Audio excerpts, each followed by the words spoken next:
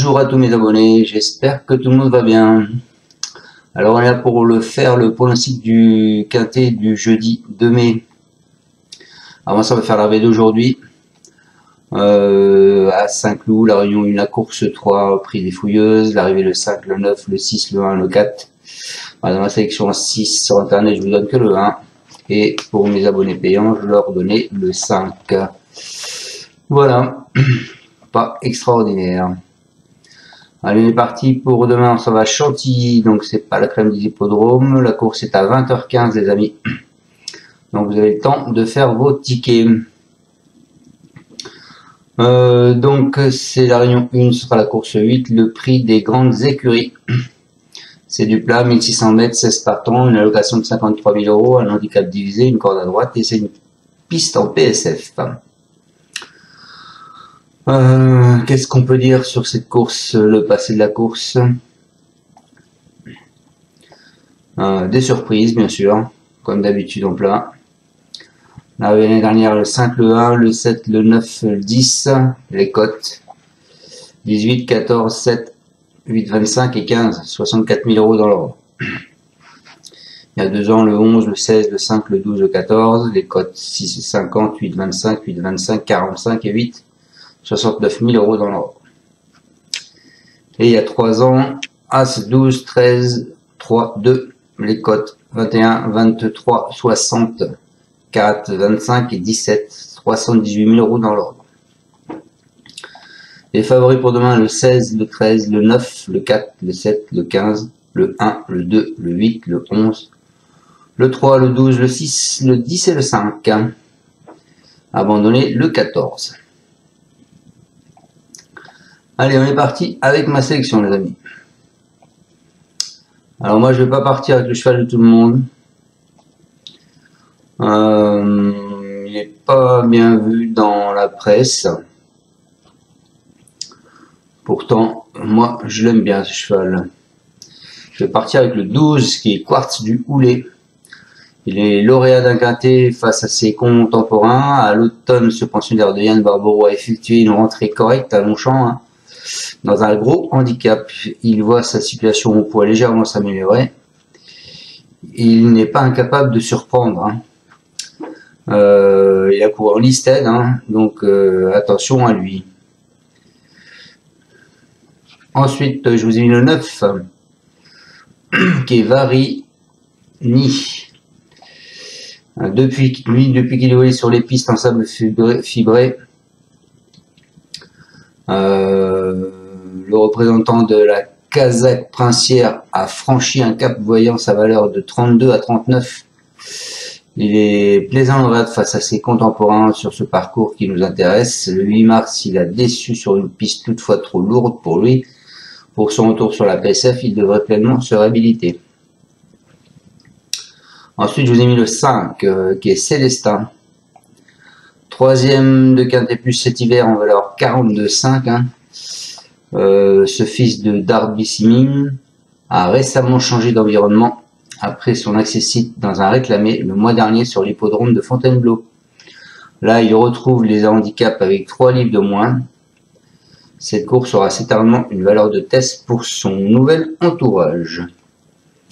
En alerte, je vous ai mis le 10. Le 10 qui est vent contraire. Alors elle était lauréate d'un quintet en valeur 41,5 en 2022. C'est une jument de Carmen Boscaï. Elle n'a pas pu se remettre en évidence depuis dans cette catégorie cet hiver à Deauville. Il voit toutefois son rating diminuer et passer sous la barre des 40 pour la première fois depuis plus de 30 mois. Elle lui a mis des œillères pour la première fois. Elle va certainement progresser sur sa rentrée. Elle pourrait bien refaire surface. En surprise, je vous ai mis le 2 qui est Série. Ce ne sera pas une surprise puisqu'elle est dans les favoris. Passé tout près de prendre du caractère gras en fin d'année dernière derrière cette jument du Haras de Quesnay a ainsi vu sa valeur grimper en flèche. Elle n'a pas démérité dans une récente listed à Longchamp et elle pourrait bien effectuer un retour fracassant dans l'handicap malgré ses 16 livres de plus. Avec elle, ce sera tout ou rien. Et pour finir ma sélection, je vous ai mis le 7, les amis, qui est Big Log.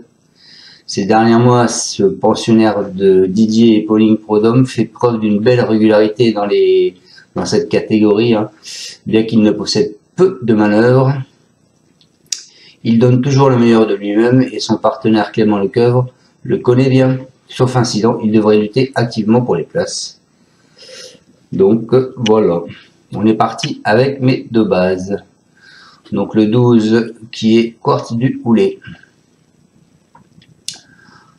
Donc Quartz du Houlet, on n'a pas l'avis de Yann Barbero. C'est Kratus qui va le monter, il aura la corde 11. Absent 4 mois de la compétition, ce pensionnaire de Yann Barbero a effectué une rentrée correcte où, après avoir patienté parmi les derniers, il n'a pas mal terminé. Nul doute qu'il soit en mesure d'afficher des progrès, et bien que sa marge au poids soit réduite en 38,5 de valeur, une place reste à sa portée.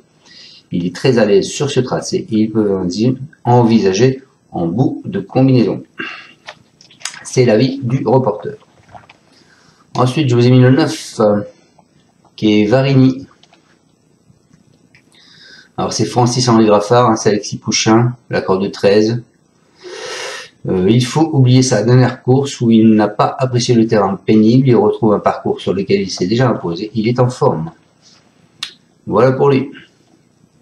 En coup de cœur, je vous ai mis le 5, qui est Célestin. C'est Joao Pedro Macedo da Costa Oliveira. C'est Eddie Ardouin, la corde 14. Cela fait près d'un mois qu'il est chez nous. Il s'agit donc de sa première sortie pour mon compte. Je vais le découvrir en compétition, je ne le connais pas assez. On va lui donner une course tranquille, voilà. Et cela va nous permettre de mieux le situer par rapport à son travail du matin. Il est très bon. Voilà pour ce Célestin. En alerte, je vous ai mis le 10, le cheval de Madame Carmen Boscaï. C'est Besny qui monte. Des œillères pour la première fois. Et elle nous dit la dernière fois il a perdu à faire devant, il est beaucoup mieux maintenant en valeur 39 et il aura les œillères pour la première fois. Je pense qu'il est encore compétitif dans cette catégorie, mais cela fait longtemps qu'il n'a pas de résultat. Il est en bonne forme, j'ai attendu la PSF car il n'aime pas le terrain trop souple.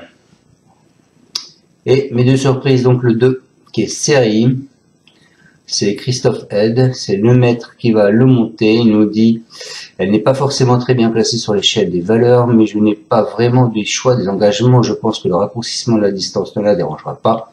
Elle pourrait être à l'arrivée. Et ma deuxième surprise, le 7, c'est Big Log, c'est Didier Prudhomme, le cœur. Il nous dit dernièrement, on aurait dû prétendre à un meilleur classement s'il avait eu un déroulement de course plus optimal. Néanmoins, il a très bien terminé, le cheval est resté en superbe état de forme et partira avec notre confiance. En toute logique, avec un parcours sans encombre, il devrait pouvoir tôt ou tard remporter un événement de la sorte. Voilà les amis, j'espère vous avoir bien pronostiqué ce quintet. On dit confiance 2 sur 5, hein, parce que de toute façon, encore sûrement il y aura des surprises. Je ne vous ai pas mis les favoris, comme vous avez pu le voir, parce que je suis parti du principe qu'il allait y avoir des surprises, donc il faut tenter. Il faut tenter, voilà. Les lignes sont correctes pour tous ces chevaux, à part peut-être un que j'ai peut-être des lignes qui est pas un ou deux, où les lignes se croisaient pas forcément. Donc voilà, mais j'y crois bien.